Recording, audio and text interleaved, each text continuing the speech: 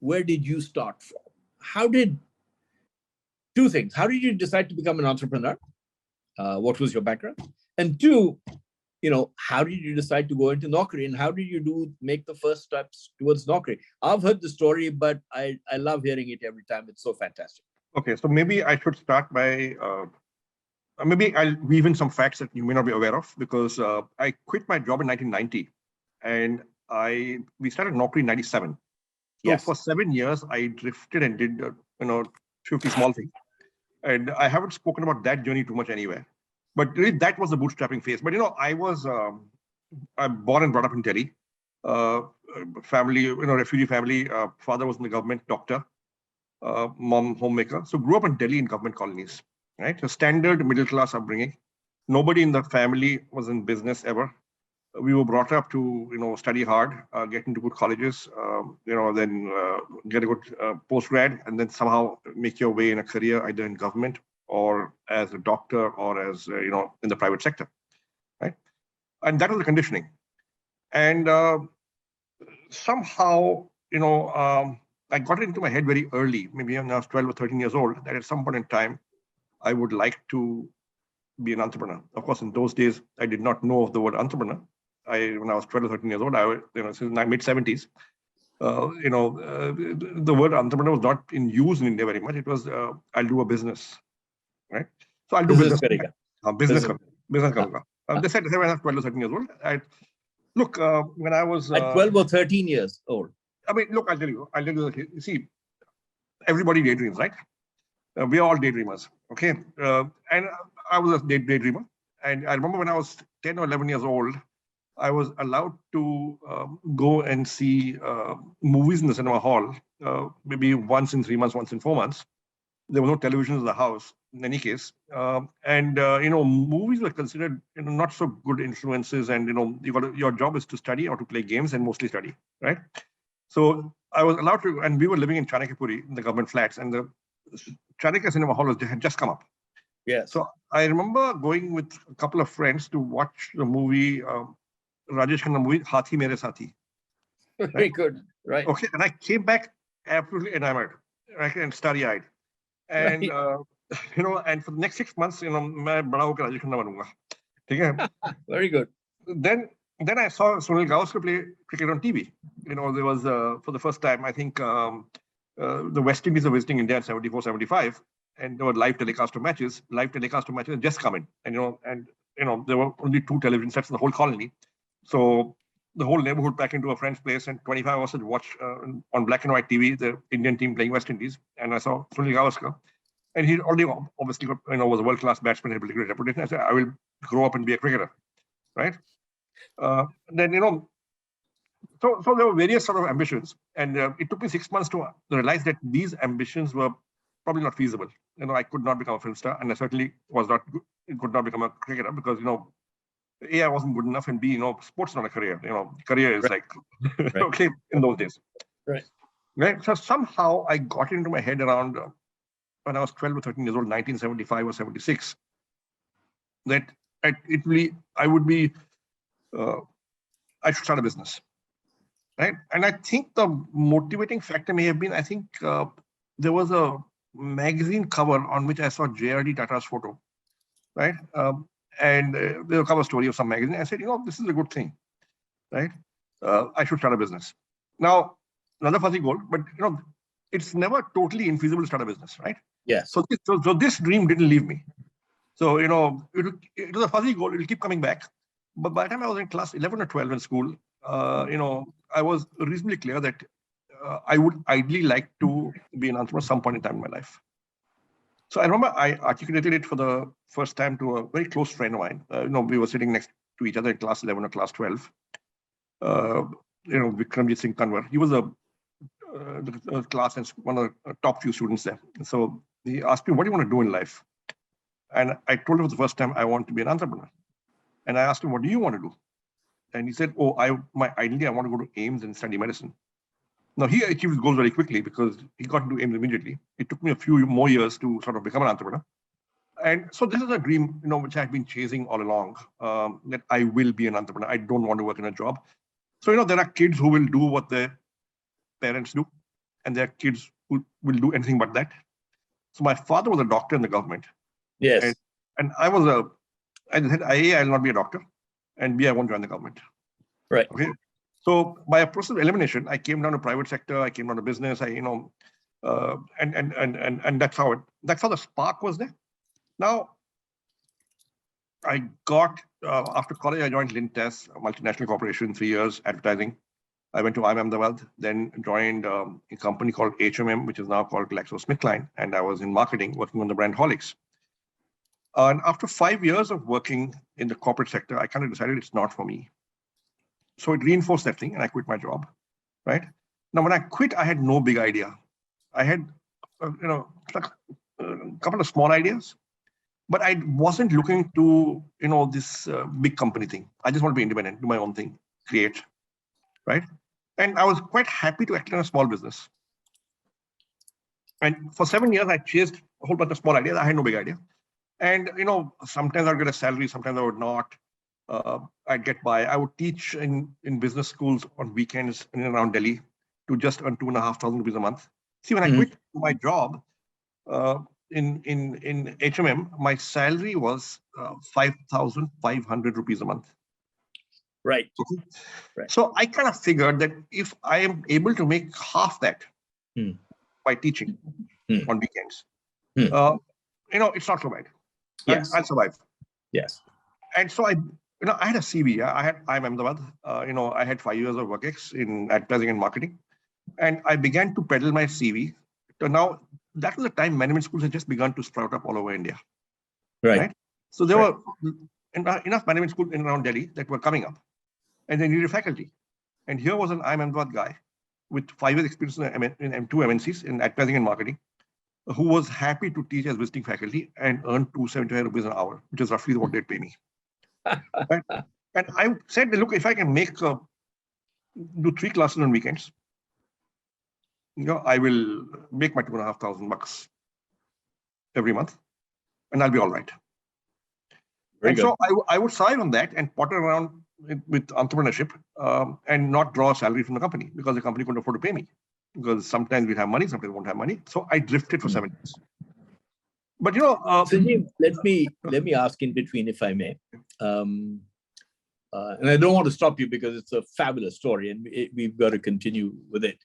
Because it's a live example to all of everybody watching in all of India, and I hope this thing goes viral when we put it on YouTube, etc. Of how you middle class values actually you must have struggled against them. I mean, a lot of people would have said, "Tu kya kar raha hai? What the hell are you up to? Why are you wasting your life?" All of those things must have happened. Family pressure must have happened. Talk a little bit about that also, and then we'll move into other things. But look, that must have been quite intense. Yeah, so I didn't have the courage to leave my job. It took me 6 months of tossing and turning and, not sleeping till 2 a.m. I'll go to bed at 10 a.m. for 4 hours, you toss and turn, then you sleep.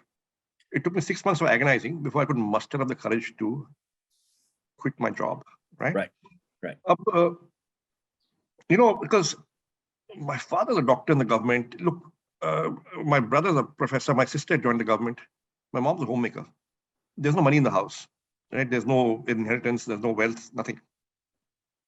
I was wedded to that salary check in my head. I had to have it. Yes. See, middle class India has this massive quest for financial security. Yes. I had the same thing. Right? Worldwide, I think. Worldwide, I would imagine, right? Yeah. But increasingly, as I continued my job, I was asking myself questions where I felt very uncomfortable with the answers. Sitting in the Horlicks company, I would sit in an open hall and with 70 other people, and all from the IIMs, all highly qualified, and 5,500 rupees take home in 89-90 was pretty good money. It was not small. Yeah. Oh, yes. And I'm saying to myself, okay, so I'm now 25, retirement age then was 58. And, if I continue on this career path at the age of 58, and I look back on my life and what will I have to show and say, when I look at myself in the mirror, what will I tell myself? I know that if I work well, in 5 years' time, I can sit in that cabin, in 10 years' time, that cabin, in 15 years' time, that cabin, if not in this company, in some other company, head of marketing, right? when I look back on my career, what will I say? Yeah, he sold a lot of Horlicks. Right? Yes. And I'm saying to myself, is this my meaning and goal in life? Right? And I wasn't sure of the answer. Right? Large corporations give you a lifestyle, but do they give you purpose? At least I wasn't finding it. Right? And I thought more and more, and I said, something? If my car is 6 inches longer than that guy's car, it means I'm a smart guy, smarter than him.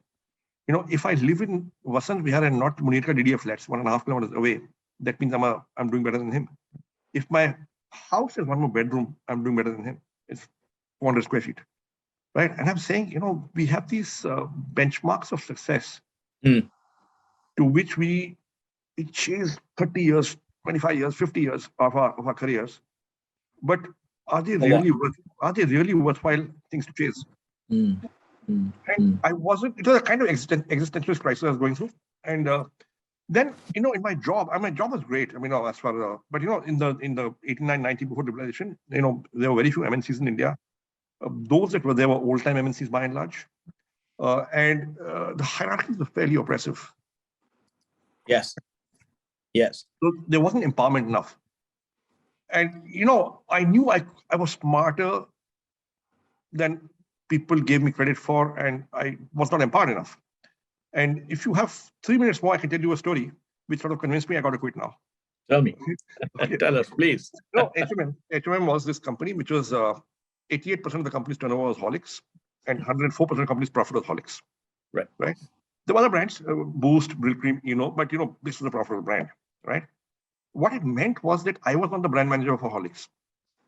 The CMD was. CEO, right. Okay. So above me, there was a product manager. Above me, there was a marketing manager, marketing director, and then the CEO. So I was 5 levels down, but I was not the guy, right, on the brand. Now, HMM would run by committee. So on the first of the month, there would be let's say a sales committee meeting. Second of the month, there'd be a purchase committee meeting. Third of the month, there'd be a manufacturing committee meeting. Fourth of the month, there'd be a logistics committee meeting. Fifth, marketing committee. Sixth, finance committee. And seventh, management committee. Now, 80% of people who attended these committee meetings were all the same. The CXOs, right? CXOs.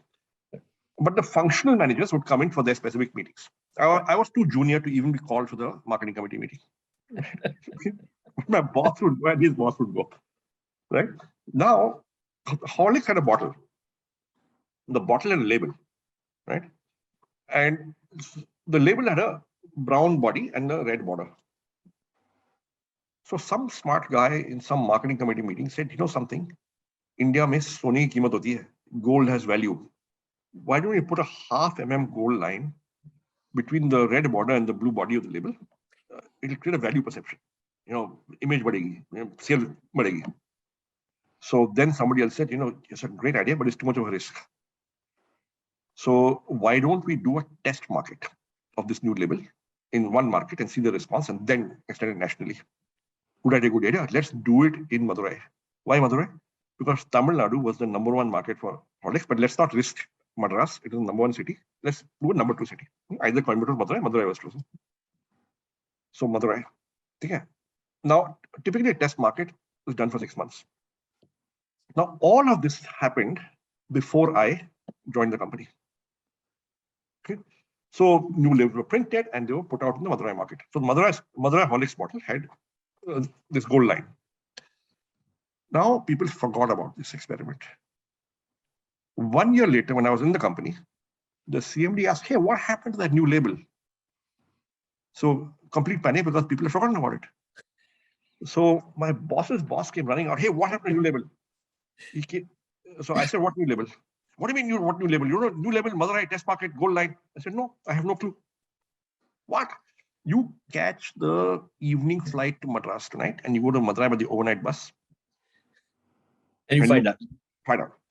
So I said, listen, boss, I've got a chocolate Horlicks launch in 2 weeks' time or 3 weeks' time. There is no way I'm overloaded this complete chaos.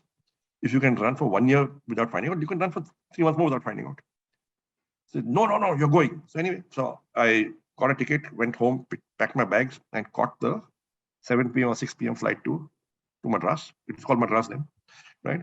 And I went straight from the airport to the bus station. Tamil Nadu State Transport Corporation bus I caught, non-AC. Now in October, Madras is like muggy, humid, hot, right? Yep. You're sweating buckets. Anyway, I'm sitting in the back of the bus and there's mud everywhere, there's dust everywhere, right? And I'm saying, what did I do to deserve this? I couldn't sleep at night because it was a crazy bus ride. It's a going from Madras to Madurai, it's an overnight bus ride. It's a bad idea, right? Okay. At 4 a.m., I got up off my seat and I looked around. Everybody was asleep. So I went to the back of the bus. I took off my clothes and changed into the next day's clothes, hoping nobody would wake up and see me, in my underwear. I changed. I got up at the bus station at 6, 7 a.m. I went and washed my face.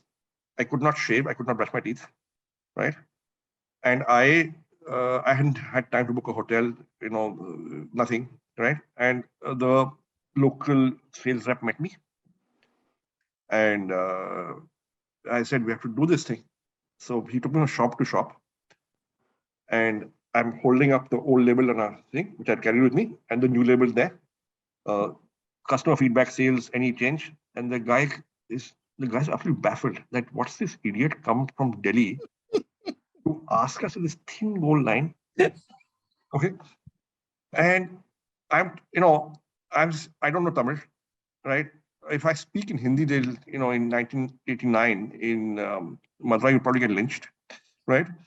So I'm speaking in English, the sales rep, he's speaking in Tamil. And these guys are laughing their heads off and say, you come from Delhi to ask us this stupid question, go back and reduce the price, product will sell more. And I'm thinking to myself, man, I went to IMPunjab for this. Okay. Right. Okay. Right. And after 25 shops, it took about 1.5 hours to us because it was a 30-minute, it was a 3-minute conversation each. Yes. Okay. I said, okay, guys, market visit over. Take me to the temple. My mama told me, you're going to Madurai, go to the temple. Okay. Take me to the temple. I went to temple. I did darshan, parikrama, prasad, all that number. I said, okay, mom will be happy. I'll give her the prasad. And I caught the night train to Madras. I slept like a log. Okay, because I had not slept the night before. I got up at Madras, went to the airport, caught the flight back. I wrote a report saying, test market wildly successful, please extend nationally. I said, man, I can't spend the rest of my life doing this. You know what? Unfortunately, your story is sending shivers down every multinational spine because it talks about I've since then been to HMM, now called GlaxoSmithKline, and told this story. Yeah. And I've said it in Hindustan Unilever also in a talk I gave. But look, the environment is different today. Yes. Right? I think people are not more empowered. If I may, talk to a little about us about how you started Naukri. I really want to hear that story. Yeah. So there's so many other topics I want to hit also. So let's talk about Naukri because that has been a fabulous story also. How you started. When I was in HMM, I was wanting to do a company. I want to do a business. So when you want to do a business, you get. There's no shortage of imagination, right? You'll get 3 ideas a day because everywhere you look, you see your business idea. So you'll end up with 1,000 ideas. If you're lucky, you'll do 1 or 2, right? Right. So I was constantly thinking of business ideas. So I observed that when the office copy of Business India would come, each of my colleagues would read it from the back before passing it on to the next guy. It was an open hall, right? Now, the reason was that there were 35 to 40 pages of appointment ads at the back of Business India in those days. Absolutely. Okay. And I would say this is weird behavior. People are reading the job ads, but not the articles. And then they are passing it on and they're discussing, there's this job going here, job going there. What do you think? Now, these are people who are working in a very good company, handling very good brands, being paid a very good salary. And there aren't too many options. So, if you wanted FMCG, which meant head office, FMCG, sorry, if you wanted marketing, not sales, which meant head office, which is head office Delhi. You wanted MNC, right? And you wanted Delhi, right? There were only 2 companies, only 2, Nestle and HMM. Right.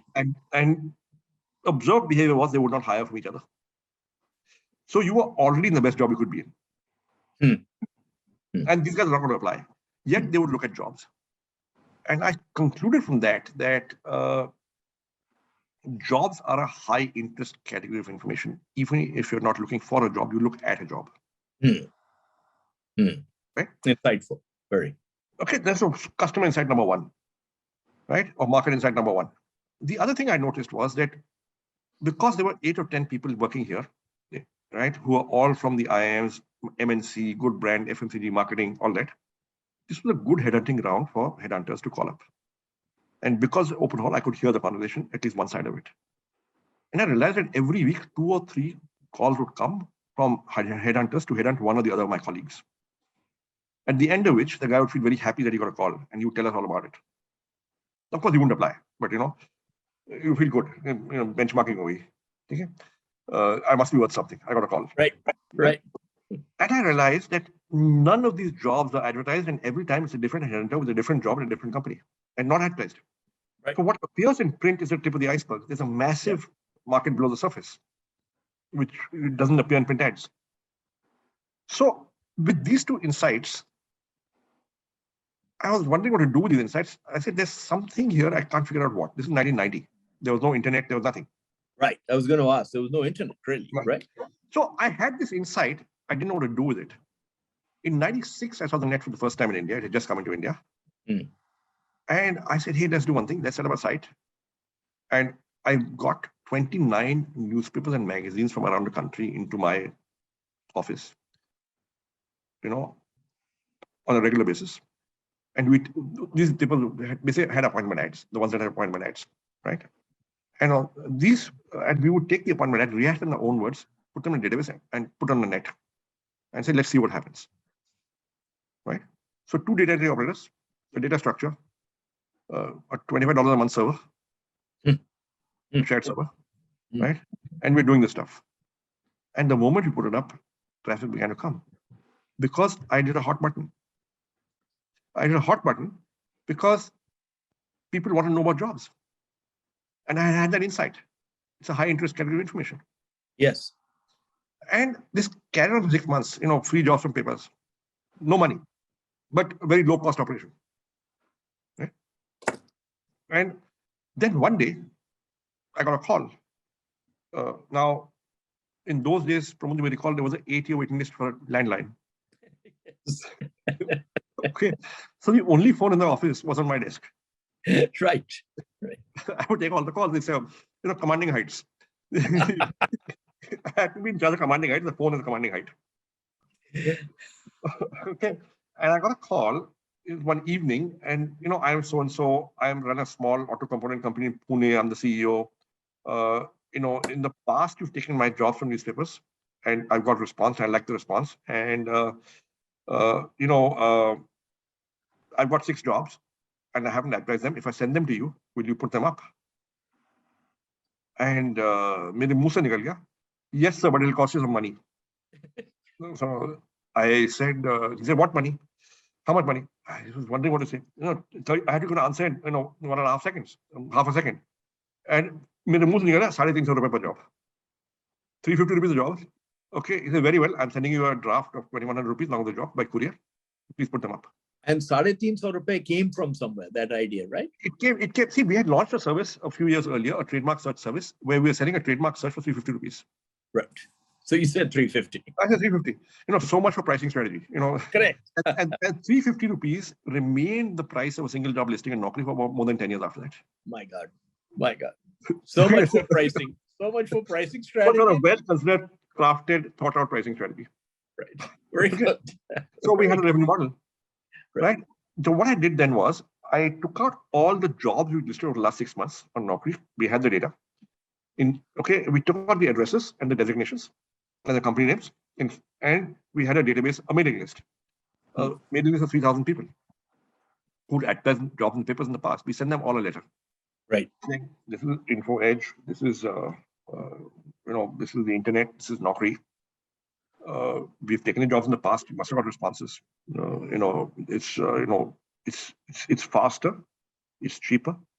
It's 350 rupees single job listing, 6,000 rupees annual subscription, all the jobs in your company for the next 1 year. Right? Wow. And we send out a letter. Right? And orders began to come. Now, my goal was break even. Right? if I wasn't taking a salary, our monthly kharcha was 1.8 lakh rupees. Right?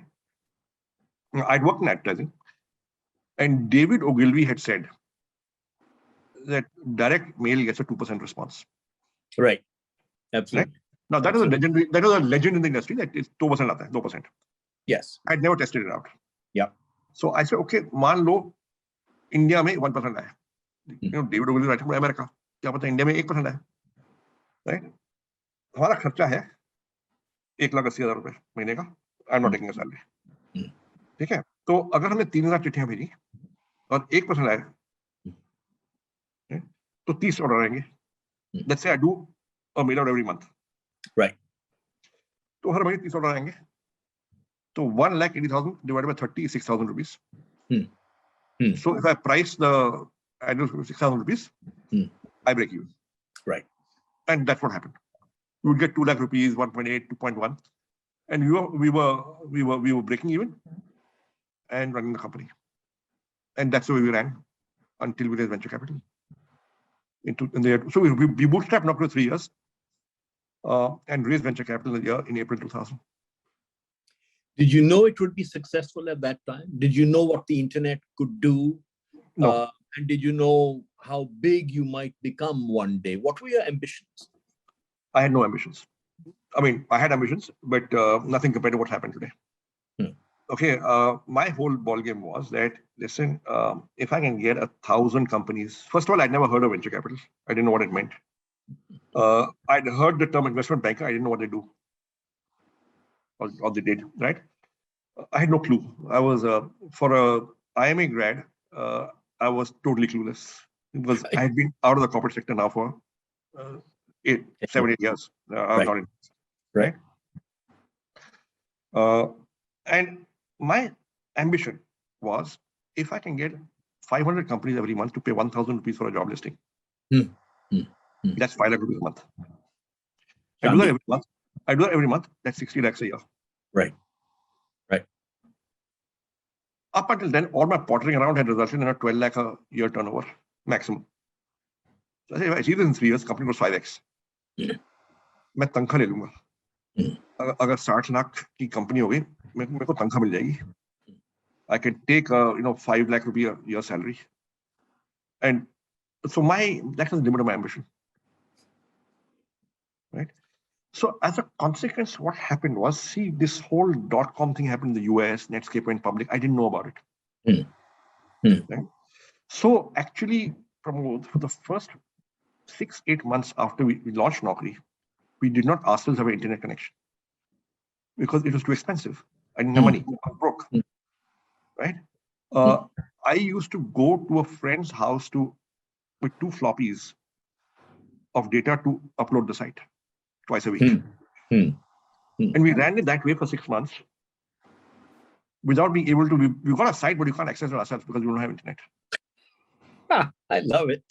Right. Okay, we were broke. Yeah, we had no money. Right. So then sales began to happen. Right. We took the first 3,000 rupees, 3,000 चिट्ठियां भेजी, हमने पैसे आ गए. We were happy. And I said, you know what? Let's stop doing everything else.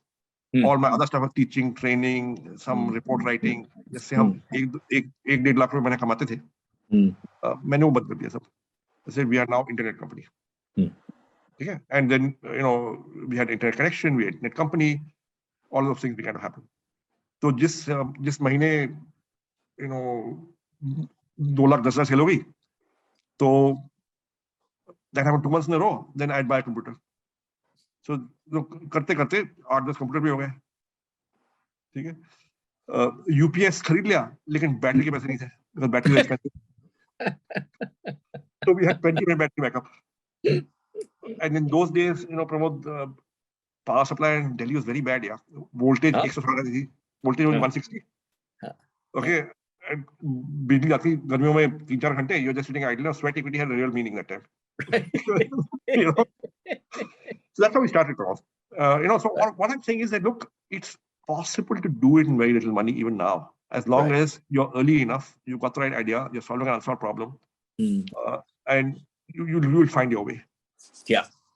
And as you said, in those days, you weren't ambitious for creating this kind of wealth, this kind of startup, all of those things. So what's happening in India? Talk to us a little bit about that, Sanjeev. And then I'm going to come back to, some of the other companies that you are invested in so successfully. But talk to us a little bit about what's happening in the startup culture, because what we're trying to do in Punjab is basically get people excited about, one, building new businesses, becoming entrepreneurs, staying in Punjab, creating an ecosystem there, which is very satisfactory, which achieves all their needs. So what's happening across India? What do you see as a big need for that startups need that isn't being met or is being met? How can we help some of that happen? So I think there are three things.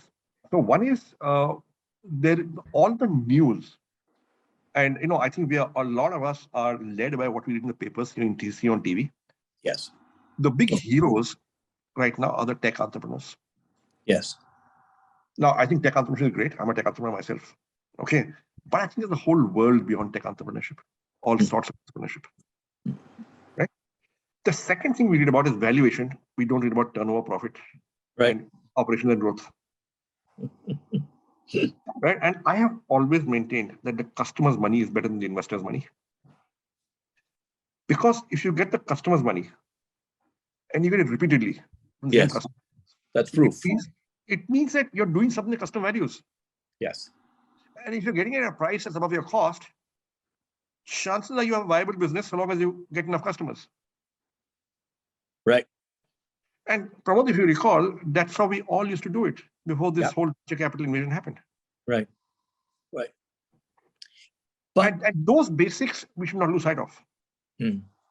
But startup culture has really boomed across India. We're the third largest startup capital in the country in the world. Probably will be number 2 or so at some point in time. And so what is making all that happen? And what do you still see as huge gaps? I think there are 3 or 4 trends, 3 or 4 underlying factors. One is it has become aspirational for India's highly educated middle-class youngsters. Yes.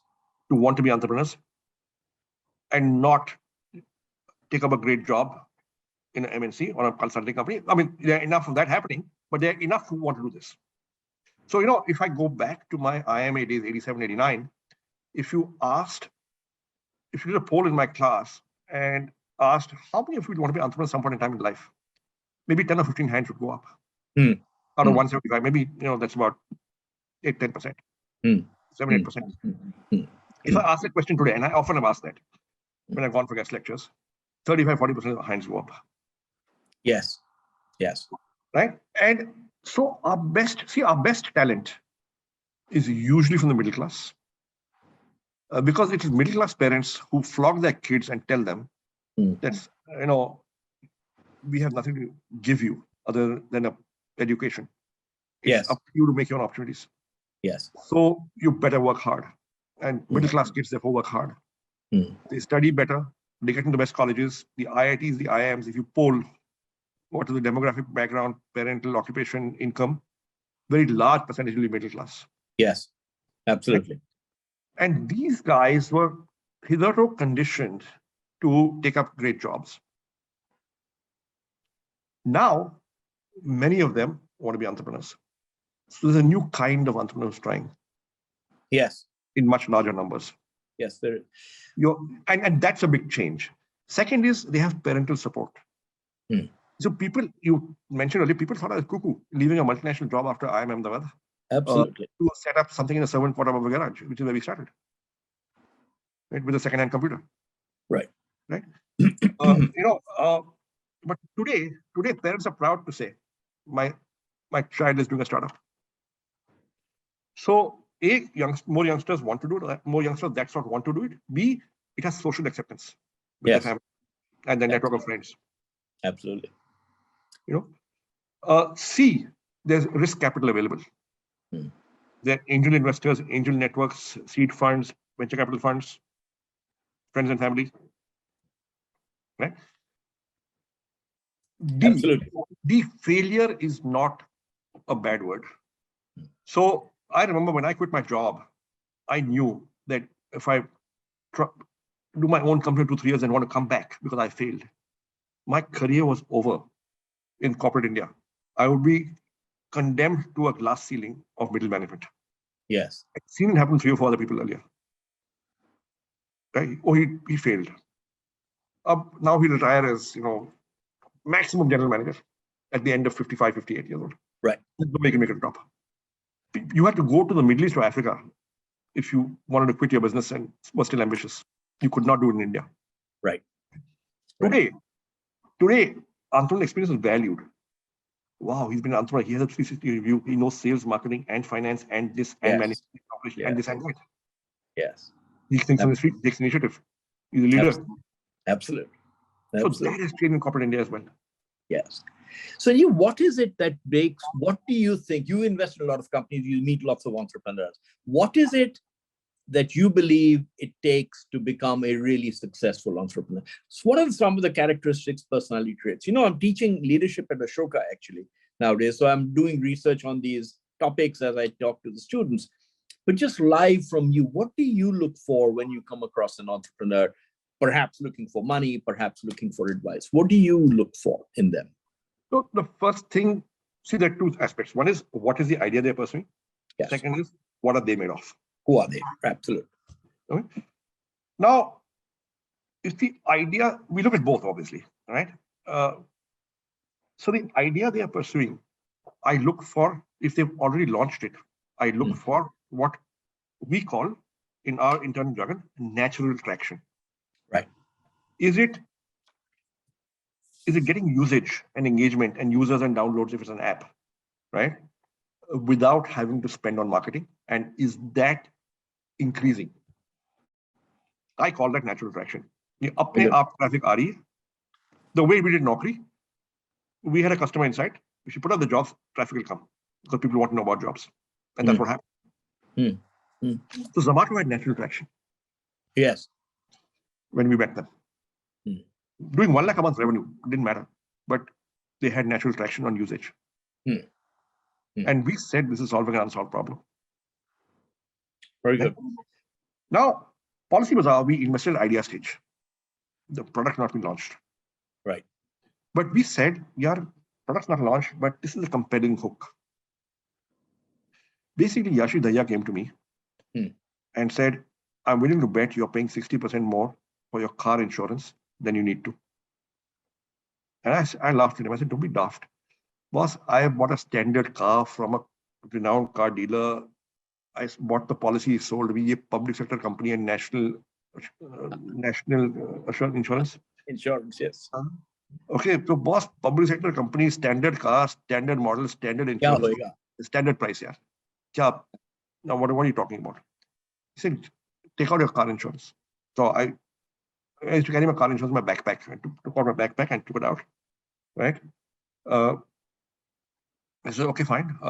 So your car is this model, this make, these many years, this much mileage, this approximate mileage. I gave him approximate mileage. Okay, fine. And he queried some spreadsheet, something on his laptop, and he came out with 6 quotes. And sure enough, the lowest quote was 40% lower than what I was paying. I said, really? He said, yeah. He says, insurance is never bought, it is sold. Yes. And it is smoke and mirrors, a lot of it. It's opacity. And never really understand what you're buying because you don't read the fine print. And even if you did the fine print, you would not understand it, comprehend it. So I'm going to make it transparent. I'm going to make it more consumer friendly. I'm going to compare and tell people the options as simply as possible. I think people will want it. And I said, I agree with you. Okay. So we invested in a good guy with an idea that had a compelling hook. That's not the idea. On the guys, there you're taking a bet because, so Deepinder was 28 when I met him, right? And I said to myself, the question you ask is, can he stand the tough? Can he withstand the tough? The tough times, boss. Yes. Abhi paise बढ़ गया ठीक है. अगला round नहीं मिला क्या करेगा? Will he tighten his belt and somehow do it? Can he get to profit and then survive? Can he attract talent? Will he be good to his minority shareholders? Will he the kind of guy? इससे अभी corporate का नाम सुना नहीं है. But 5 साल बाद जब corporate governance becomes important because it's company is a certain size, He will adapt. Will he treat his minority shareholders well? Right? Will he stay at it for 20 years? Because body company में time लगता है India में. Yes. And so on. And those are judgment calls. And you try and get proxies. So you ask a question like, what salary would you like to pay yourself after we invest? We're not interested in the answer. We're interested in the way he thinks about the answer. Yes. Yeah. Very good. I have walked away from 2 deals. One of which went out to be a very good company. I mean, I'm not saying we have a foolproof method of screening. And these guys said, you know what? We are from this business school. We've been doing this for 2 years. We want to be benchmarked to our batchmates and make up for the lost time, the salary we lost. Of your money. And I said to myself, this is the wrong attitude. Yeah. Yeah. And we walked away on that. Because not because we want to negotiate salary with them, but because they thought this way. Yes. Right. Yes. On the other hand, we have backed, but this company went out to be a good company, by the way. Yes. But, okay, so you make some wrong calls. But on the other hand, we invest in a company which the guy says, you know what? My wife is working in this multinational. I'm very happy not to take a salary in the next 3 years. Okay, because I don't want to dilute. Yes. I value my equity too much. Now, no, that's not the answer I'm looking for. Okay, because we insisted to take a salary because we said, look, you got to be alive. Yeah, but it tells you he values his equity and he'll be a frugal entrepreneur. Absolutely. Right. Then there's another guy. One more story. Yes, please, there was a guy who was working in London in a big company with an idea. And I asked him what kind of salary you think is fair. He says 100,000 pounds a year. I said, what? He said, yeah, because see, I'm getting 70,000 pounds a year right now, and I'm taking a risk. And I'm taking a risk for 30,000 pounds for that. Right. So you'll have to pay me 100,000 pounds a year once you invest in my startup. And I said, Jairam Ji. Right. Very good. So what do you find missing in today's entrepreneurs? There's a lot of people trying to build startups, a lot of people trying to build businesses. What are some of the main mistakes they're making that they should learn from? Well, I don't want to generalize, but there are 2-3 pointers. Number one is you should be meeting customers yourself, which means go on sales calls. Right. Don't be this product tech guy who does a product and just sales somebody else's job. Right? The reason why you should do sales calls yourself is that you will learn a lot from them. Absolutely. Okay, because your customer will tell you what he or she wants, and then they will lead you to change your product in the manner that the market wants. Yes. If you do a product the market wants, you will succeed. So meeting customers increases your chance of success. Second, if you are making sales calls yourself, your sales team will be that much more charged and motivated. Of course. Third, if you are the founder, you are the best salesman in your company because you know what you're selling, you're most passionate about. Your conviction comes across. So make sales calls yourself. Right? Spend some time making sales calls yourself. Don't have to do it full time, but make 4 or 5 sales calls a week, maybe 10 a week. 1 or 2 a day. Right? Meet customers. Second is, I would say raising money. Yes. And getting a valuation is not success. Yes, I was going to come to that. Getting a customer is success. Getting a customer at a price which is higher than your cost is success. Getting a valuation and money is just a means to that. Number 3, don't build up costs which you get stuck in if you can't raise the next round. Right. Because the best financial security for your company is profit. Right? If you're continuously dependent on external money coming in, every 6 months or 9 months or 18 months, that makes a business fundamentally a little less secure. Yes. But Sanjeev, that is happening today. I mean, there's a lot of money coming in to businesses which don't make any money, which have no business model which shows how they make money. at very high valuation. Is that going to last? Has that started already I cracking think up? it's already begun to correct somewhat. We are seeing it. Right. We are seeing it. Term sheets are getting pulled. See, basically, if the Fed is going to raise interest rates 9 times in the next 2 years, That's right. okay, liquidity will get tightened. Yeah. Right. There is a lot of money sloshing around right now because those are past commitments, committed capital. But fresh commitments, we'll have to wait and see what happens. Absolutely. Absolutely. So And those valuations will come down. A lot of the valuations we see or have seen in recent past have to do with the $5 trillion of liquidity the Fed has infused. Yes. Okay. So $5 trillion makes everybody look smart. Yes. Everyone. Just because they get the next up rounds and look smart in this earlier round. Entrepreneurs, hey, boss, my valuation, I'm a unicorn. So, and somewhere the music stops. Sometimes the music stops. Yes, it does. It does. So in a state like Punjab, you've seen many states, you've talked to many people, many of the government people in many states talked about building an entrepreneurship ecosystem. Punjabis are by nature very entrepreneurial. They take a lot of risks. What could and what should Punjab do to really take that ecosystem building to a completely new level? What would you say is the role of institutions within that? What all should we do? So look, there's a certain kind of, let's say we talk about tech entrepreneurship. Yes. So typically tech entrepreneurs come up where either there's a very big local market, yes, or where there are enough tech education institutions, or both. Right? So you need talent, tech talent, and you need a big local market. Yeah. Right? So Delhi NCR has emerged as a big center. Yes. Yes. Because it's a big local market and has got enough talent. It's a magnet for talent. Right? But we won't have tech talent in Punjab. We won't have that much tech talent. But that's a 10-year plan, right? Yes. You've got to invest enough in Indian colleges. That's a 10, 15-year plan. So you've got to do stuff for the next 3 years, next 10 years, next 20 years. Yes. So longer term, invest in enough engineering colleges. Yeah. And build that. Right? Immediately. Now, I'll give you the example of what Delhi government did. Right? The business blasters thing. Oh, yes, absolutely. And in the Delhi government schools, implement a similar program like that in Punjab. That's right. That's right. Government schools start with, then other schools. But isn't it better to do that almost at college level rather than schools? Do both. I'll tell you something. At school level, people are more, they have no guile. These are innocent minds. Right. Right? If you fire up the ambitions at that stage, yeah, it might take longer, 5 years longer. Right. But you'll be laying a very good foundation to have a large number of entrepreneurs trying. Absolutely. Right?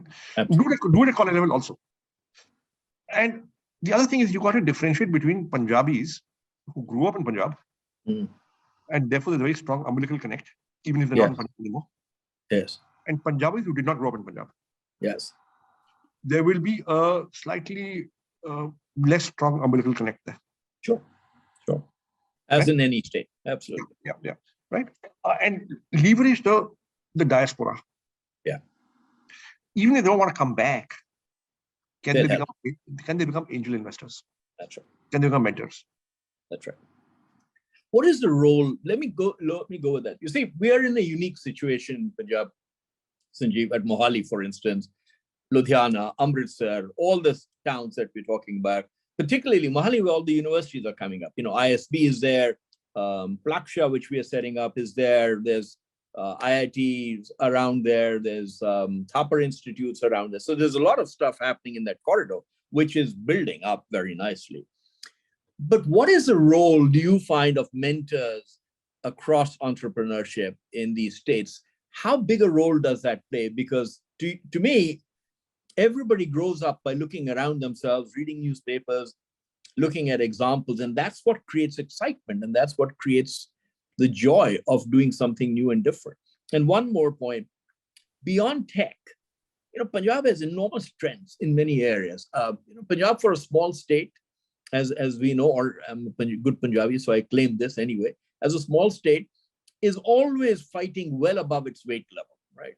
If you think about music, if you think about movies, if you think about food, if you think about sports, Punjab has really always fought well above its, natural weight level and its influence in these areas. So there's a huge amount of talent, and there's a huge amount of entrepreneurship that could happen in these areas. Absolutely. So look, talking about mentors, I think mentors are great, provided they mentor well and are good mentors. Yes. Right. Yes. And therefore, what you need is people who've been there and done that. Yes. Those are the kind of people whom, the young starters also listen to more. Yes, of course. Of course. So, a story like Dipinder Goyal's of Zomato. Yes. Father school teacher in Muktsar. Mm. He told me the story, and he promised me, made me promise not to tell anybody, but now I tell people. Okay. Okay. So you know why he was named Dipinder? He's a Bania family, right? Bania is not named Dipinder. It's a Sikh name. No, it is.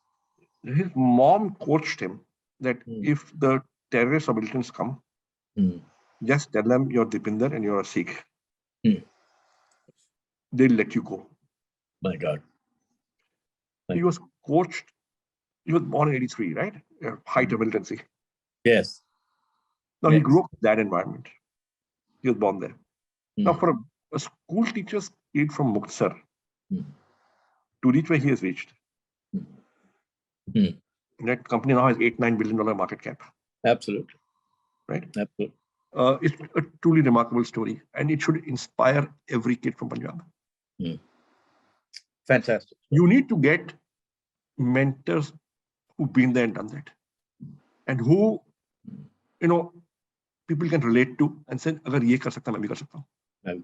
Because he was a school teacher's son in Muktsar. Yes. Yes. It's true of Ola. It's true of Oyo. We have many, many, many organizations. It's true of Flipkart, by the way, the founders. Lots of people would have come from states in Punjab or Ludhiana or other. Yes, so, Flipkart, both was in Chandigarh.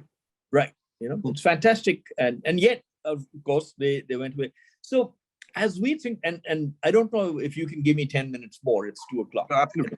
We can. Fantastic. So we'll keep going for another 10, 15 minutes if we can. With this wealth creation, Sanjeev, it's never got to your head. I've seen that. And you almost denied that, you've created that much wealth, etc. How do people handle it? Because there's such a rush to become a unicorn nowadays. And I want to go back to your words that, a victory is you're successful when you get a customer, not when you get a valuation, right? So how do people handle it? How do you handle it in the midst of all this? I think it's important to figure out where you came from and not lose touch with that reality. Yes.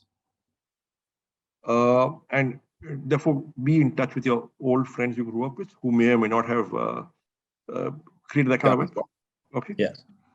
Second, I think it's important to be in touch with others who are striving and trying, which means give your time. And if you can, give some money to some good causes, you should help more people who are today not as privileged as you happen to be. It'll help others.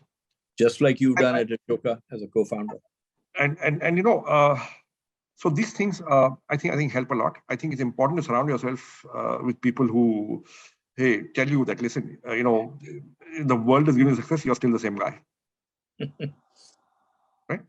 I think it's also important to understand that it's okay to live a lifestyle which you've always lived, and don't depart too much from that. And if you get that in your head, so one of my big thing was that I remember we were raising money for ICICI Venture, and they asked me, what is it that you want to do in life? And I said that, look, I want to build an institution that outlives me. And I'm okay that if I don't get to enjoy the material benefits, which are the fruits of my labor in my lifetime. So long as an institution is built, it is sustainable, good, the brand must last 1,000 years. Now, I just said that no brand lasts 1,000 years, but right. But you look at great companies, right? Great companies have lasted 100 years. Yes, absolutely. 125 years. The longest lasting company, East India Company, 250 years, but of course aided by a government monopoly, right? Yes. And they diversified into being a government. Okay. Which, yes. Okay. But look, if you can create an institution that outlives and outlasts you and sustains, I think that's a bigger achievement than any personal wealth. And if that's your motivation, I think it's okay. You'll learn to live with the money. And you have to play for the very long term, right? Absolutely. That's also what you're saying. You have to play. You have to build something. So great companies are the outcomes of several people's lifetime effort. Now, if you look at Microsoft, several people put in their lives to make it happen. Bill Gates and others. Yes. Right. You look at Google, started in '98, they stayed at it.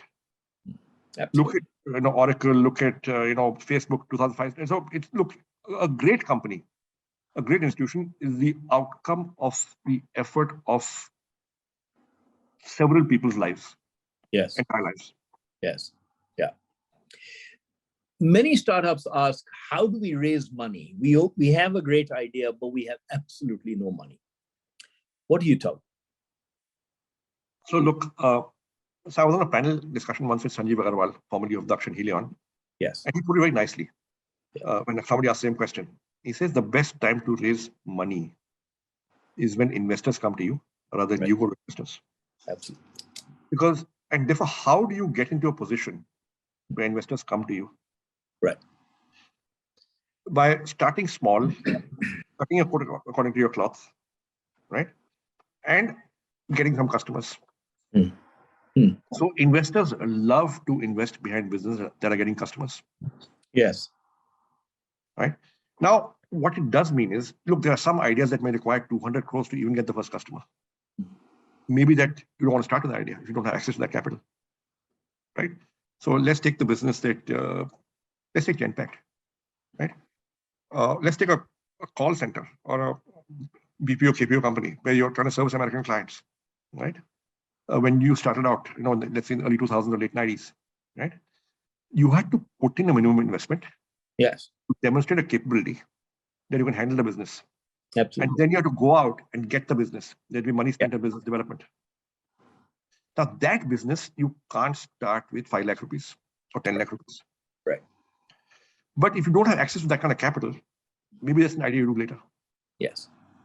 So I would say cut your coat according to your cloth if you can't access the capital.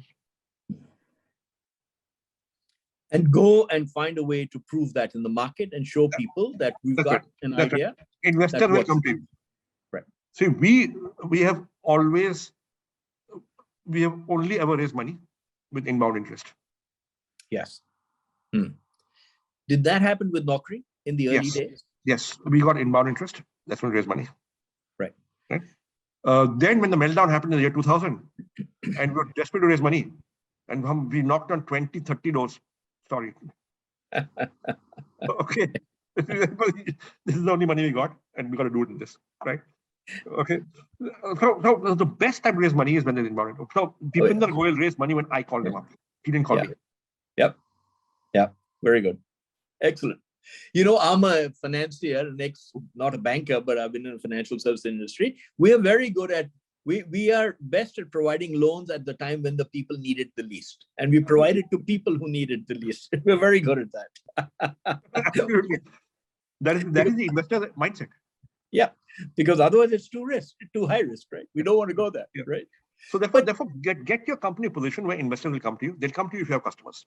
Absolutely. And now, Sanjeev, there seems to be more than enough money in this world for a good idea. We are going to set up a fund as part of the Innovation Mission for Punjab. We are going to set up a 150 crore fund, which the government is also backed. But my sense also is that for a good idea, there's more than enough money running around. Is that right? There is. However, like I said, if the liquidity does get tight, right, in the next 2-3 years, you need to be very discerning of where you put that money. Absolutely. you invest in, and the founders should be smart enough saying, okay, if the money, gets tight, I can still do it. Yes. And you can survive. Yeah. Over the next year or two, right? Do That's you right. see that happening? Are the next year I and think two going to be tough? it's possible. I think it's possible. Like I said, the Fed does actually follow through on raising the interest rates. There will be a significant change in the funding market globally. And there's supply chain issues, which are fairly major, right? Yes, with Ukraine and, who knows what might happen. Yeah. Sanjeev, last few questions and then we'll end. You've been very kind to keep us going for a while, which is fantastic. What is your leadership style? When you're an entrepreneur, how do you lead? How do you build a team? Talk to us a little bit about that. Who are the people you look for? What are the characters? How do you do that?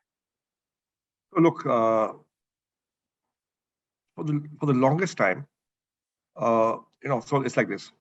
When I was in the first job at Lintes, in the last 1 year, I had one person reporting to me, right? When I was in HMM, I had 0 people reporting to me. So when I became an entrepreneur, for the first time, I had some people reporting to me, right? Maybe 6, 7 people, right? This is 1990, 91, right? And we had no money, and I was taking all the decisions. So I was running like a proprietorship. Of course. So I was not used to delegating, right? So when we raised venture capital in the year 2000, to grow, we got a lot of people. I didn't know how to delegate. I would not delegate.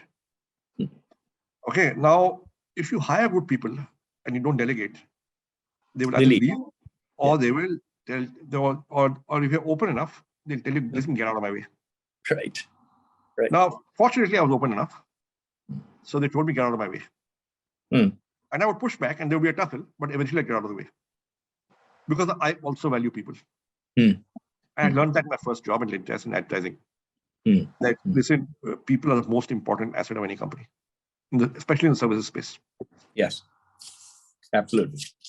And therefore you can't lose people. So I would back off. So over the next 2-3 years, I learned to delegate and empower. I'm a lousy process person. I don't want to be bothered by process. I think process is important, but somebody else should do it, not me. Right?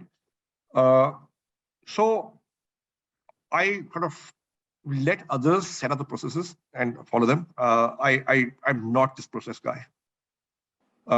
Fundamentally, I don't mind sharing credit. So in our company, for example, you will see many people will get access to the media. It won't just be the preserve of the CEO. Absolutely. Okay. Yeah. And that's something I find that people really like and enjoy. That if they're able to get recognition and credit publicly for what they do, it's a big motivator. I think we are a very argumentative company internally. That's because we are the kind of people who don't mind being argued with. Right. So I've had trainees walk into my cabin and say, hey, you said that in the induction program, I disagree with it. Okay, and it's fine. Right. So that I find people find it hugely liberating and empowering that they can. So in our company, nobody ever got sacked for disagreeing with his boss. Nobody ever. Right. Now it's that kind of culture where and some people can't take it. They say, look, but that's how we are, right? And I find that people who stay there for 2 years, they find it a huge part of our thing that look, we can speak our minds. Yes. With anybody on it's any very topic. Empowering. It's very empowering. And then if they leave and go to companies which don't have that, they say, "Yaar, wo baat nahi hai." Handcuffed. Yeah. Because liberation of the mind and ability to speak and say what you want, and tell your boss, I disagree with your idea. I think that's hugely empowering. Yes. So that's the kind of culture we've evolved. I don't see we have a culture strategy, but it's happened that way. And you share wealth very easily. I know that, right? You create value, but I think it's really important to see you can't take it with you when you go. Right. My kids are not particularly interested in any of this. So it's not a family business. Yes. The kid's not in the company, and neither will they ever be. Right. It's a professional company. Right. But even then, lots of people may have that and they don't share the wealth. I mean, honestly, I've sat on boards of promoter companies which don't give options to employees while their own value is going up. So even if it is a family business, but one of the great things that I think you've done always is you've shared the wealth very happily, and you've taken pride in the fact that many people working with you have also become extremely wealthy, right? Yeah, I think, look, it's like this. We are a knowledge company, right? Now, knowledge is not running in families necessarily. No, that's for sure. So if you're a knowledge company, you got to put together knowledgeable people. Yes. And they can come from anywhere. Yes. Right? Absolutely. And they will very often come people who have not inherited wealth. Yes. Right? But for that and also, therefore, if you want to retain them, right, you got to, I mean, if the guy is there for his knowledge and I'm there for my knowledge, the fact that I have more ownership than him is an accident of history because I was there at the start. Yes. Yeah. Yeah. It does not make me necessarily more knowledgeable than him. Absolutely. Absolutely. Absolutely. But wo bada dil chahiye uske liye, Sanjeev. I mean, I want to make that point that entrepreneurs who are able to do that will create enormous success around them because of the caliber of people they acquire. And a lot of startups say, how do I build an organization? Who do I hire? And I always tell them, share some of the ownership of the company as much as possible with people you trust. We believe that. We believe that. So even as investors, we encourage entrepreneurs after we invested even to actually dilute more for ESOP. Most investors, all the ESOP dilution happens before they invest. That's right. So before they invest is in percentage dilution for ESOP. After the investors come in, it is so many thousand shares for ESOP. That's right. Okay, because very often financial investors are watching the cap table spreadsheet and the outcome spreadsheet, and therefore they are on the third decimal place of the outcome. Absolutely. Absolutely. And it's tragic, with tragic consequences. I've seen that in the past. Sanjeev, it's 2:15. With regret, I have to let you go. We could do this for another hour. I have so many questions here. But you're a marvel. I mean, I'll tell you, as a great friend, I think you're one of the most inspiring people that we have in India. And I hope the audience and everyone else who listens to you, especially in Punjab, will take heart from your story of how you started with nothing and struggled for 7 years. And it's fine to do that. Hey, thanks, Pramod. As they say in Punjab or Punjabi, chak de fatte. Very good. Sanjeev, wonderful. Thank you. Thanks for calling me. Thanks. Wonderful. Thank you.